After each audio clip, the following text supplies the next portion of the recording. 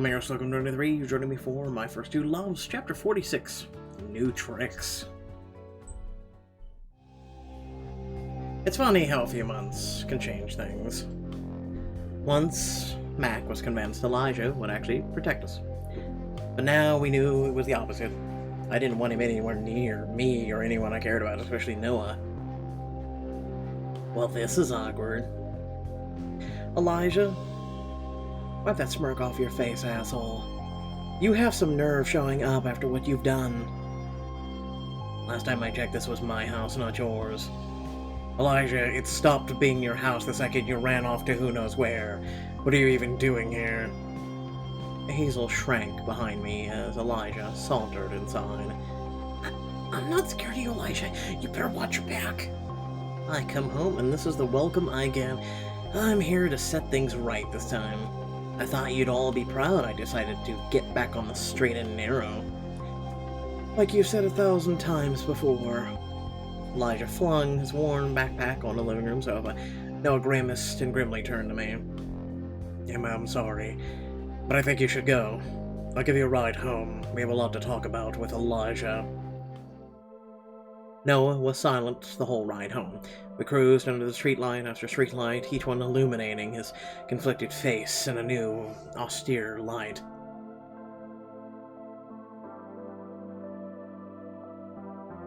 As we pulled up to my driveway, I laid a hesitant hand on his shoulder. Are you gonna be okay? I wouldn't bet on it. Noah, don't do anything rash. We'll see. It depends on what Elijah's got up his sleeve. He climbed off his bike and ran up to the front door, but not before throwing one last look back at him. His eyes gazed longingly at me, and then he shook his head and sped off. As I watched him recede into the distance, I got the sense that things just got a lot more complicated. Well, you kind of jinxed yourself when, it was discussed he never returned back to school. If I was still rattled the next day, I didn't show it. Or at least that's what I thought, until I came to help out for the Winter Wonderland, and Noah was nowhere to be found. Emma, you seem out of it today. Mason and I hadn't gotten to talk much since yesterday, when we'd both learned the truth about the burglary. What do you mean? I've known you for how long? You can't fool me. Stop flirting back to work, filling the rink with ice lovebirds.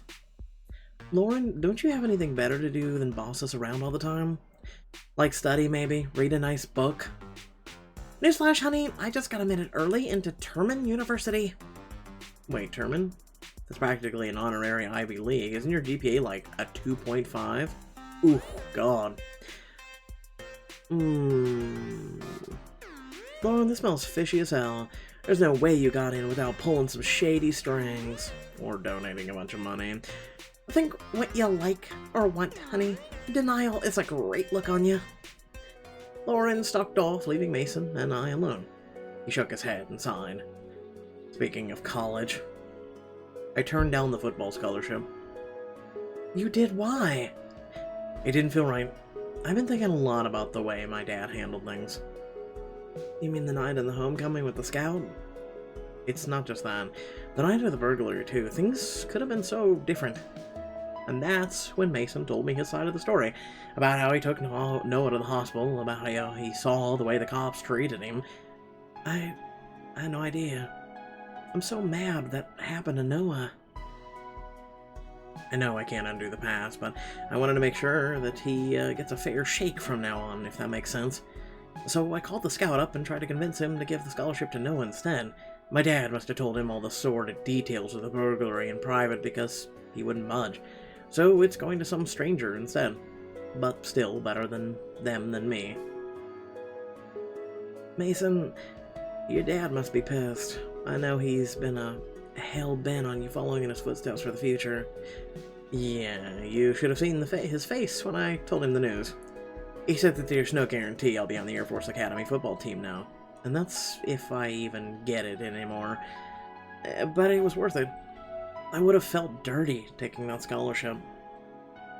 As Lauren wandered by, again glaring at us, Mason gestured at the ice rink we were supposed to be working on. Well, the rink isn't gonna fill itself. Let's dump these buckets in. Together, we poured water into the pit, flooding it a few inches at a time. After a couple hours, the rink was finally ready. Joke's on Lauren. Now we can be the first ones to test it. I stepped onto the newly frozen ice to check it, and my feet slipped. Psst, Pixelberry. This isn't how science works at all, nor how ice. Mason grabbed my wrist with both hands, steadying me just in time. I got you. Mason, this is dangerous. We just got back on speaking terms. All of a sudden, I'm this close to you again. Well, I thought you meant the ice, not the actual relationship you're having with him. I hope that's not a bad thing. Of course not. I've just got a lot on my mind lately. Even stopping to think about everything made my head spin. I was talking to Mason and Noah again, and questioning my feelings toward Ava, all at once. I think I know just the thing to cheer you up. I've been meaning to test out the sound system. Mason, switch on the speaker. Oh, for the love of Christ and Christmas. Set up beside the rink is his way of answers. A slow classical holiday song crooned over the loudspeakers. Can we just have one holiday, that is Halloween in these books? We never really have them, think about it. It's always Christmas. For the love of Christ! Oh, this is my favorite holiday love song. I will punch you. Mason handed me a pair of ice skates, grinning. I know. It's mine, too. Plus, it's the perfect song to slow skate to. What do you say we try out the rink together? We haven't had any time to ourselves since homecoming. Let me make it up once and for all. I'll give you anything you need. This song to end. How about that? That sounds like just what I needed right now. I'll thank me for the pickup later. Let's skate. Mason held my hand for support as we hobbled onto the rink. Careful, the guardrails haven't been screwed on yet. Are you sure that's the only reason you're holding my hand? Hey, maybe I just don't like seeing you fall on your butt. I'm just that good of a person. Mason led me to the center of the rink as the Christmas song echoed through the empty schoolyard. In the meadows, we build a snowman. We'll pretend that person is Parson Brown. This part always confuses me as a kid. Who's Parson Brown? I interpret it as parsley brown, like a color. But parsley isn't brown. It is if you let it die. Don't ask me, maybe it was when it's all dried out. I giggled as he twirled me around on the ice, swinging my arms to the rhythm of the music. So, what's on your mind? I might be able to help. Well, Noah's big brother is back home. He claims he's turned over a new leaf. Mason's expression darkened. I don't even have to see him to know he's lying. Yeah, sounds like you and Noah agree for once. The two of you should team up against him. The friend of your... or the enemy of your enemy is your friend, right? Something like that? I wouldn't call Noah my enemy, especially now that we've talked about things, and I know what he means to you. Elijah, though, I know he screwed you and Mac over before, and I won't let him do anything like that to you ever again. Thanks, Mason. It's good to know you've got my back. And just as I said that, I nearly lost my balance, and Mason gripped both my hands until I was steady again. My life just flashed before my eyes. You saved me again! Oh, shut up. And like I said, I'll always have your back, whether it be against slippery ice or guys with bad intentions. Without a contented sighs, Mason held me, swaying to the dreamy chorus of the song. His expression softened as I rested my head against his chest. I always feel so warm and fuzzy listening to this. It just brings to mind sipping hot chocolate by a fireplace. Yeah, this song does it too for me. Yeah. Except it's not hot chocolate, it's pints of blood and thinking about vampires. Oh, Bloodbound! Hi, how are you? I always pictured spending the holidays with you. I hope someday that'll be our reality. Let's make it happen. You should come over to my place this year.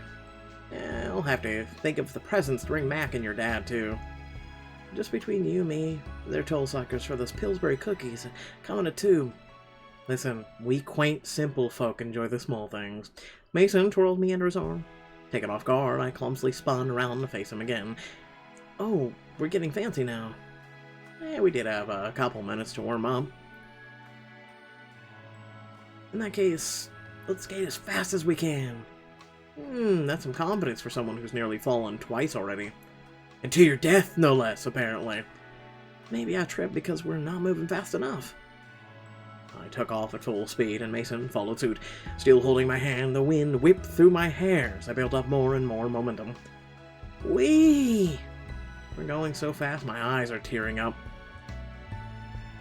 That's not how the cold works either. We zipped across the rink with such speed that I barely managed to stop before I crashed into the barrier at the other side. Phew, that's enough adrenaline for today, I think. Same here. My heart's beating so fast. Mason pulled me back into his arms, and we continued to rock to the tune. I gazed up into his warm eyes. Do you have any special requests before we get back to work? Mason, sweep me off my feet. Show me your moves. I'm no figure skater, but I'll see what I can do. Mason hunched over to loop one arm behind my legs, and then lifted me off the ice, bridal style. I'm amazed you managed that without dropping me. Compared to some of the drills we have to do on football practice, this is a piece of cake. White scenery flew by in a blur as Mason coasted around the rink with me in his arms. I held onto his shoulders, careful not to kick him with my skate blades. Awfully quiet all of a sudden. I'm honestly just impressed. I knew you were strong, but damn. The song and outro faded away into silence, leaving only the sounds of Mason's skates gliding over the ice. Looks like our ice rink was a success. It's really too bad it didn't burst into flames. Oh right, I forgot we were testing him. Talk about quality assurance. Let's get back to helping out for real though, shall we? We spent the rest of the afternoon drilling guardrails into the ice rink. I went home feeling exhausted, but accomplished. Unfortunately, the feeling didn't last for long. The next day, I was in the hallway getting my books when I heard footsteps behind me. Hey, Emma. My heart leapt as I heard Noah's familiar voice, and I bet you $5 he's with his brother. There you are, I trailed off as I realized Noah wasn't alone. Elijah was standing right beside him, grinning like he was on some kind of joke. You look like you've seen a ghost. I will in 5 minutes. Give me less than 1, though, to kill you and dispose of the body. What do you want? An education. Why else would I be here? Didn't my little brother tell you I'm re-enrolling in school? Didn't your little brother tell you you're wanted by police? Seriously, whatever happened to that? He was literally wanted by police, or has no one turned him in yet? Oh, without further ado, thank you all for watching. Please remember to like, share, and subscribe. And down in the description below, links to social media, Discord, and if you'd like to support me and my content. And without further ado, we have 1 chapter left until we're fully caught up. I do apologize about being a little bit behind, but I've had a lot of other things to deal with. Just getting ready for October, you could say. We'll have a bunch of spooky games on the channel, so keep that in mind. But I'll be streaming them first over on Twitch. Thanks again for watching. Catch you all later. Peace.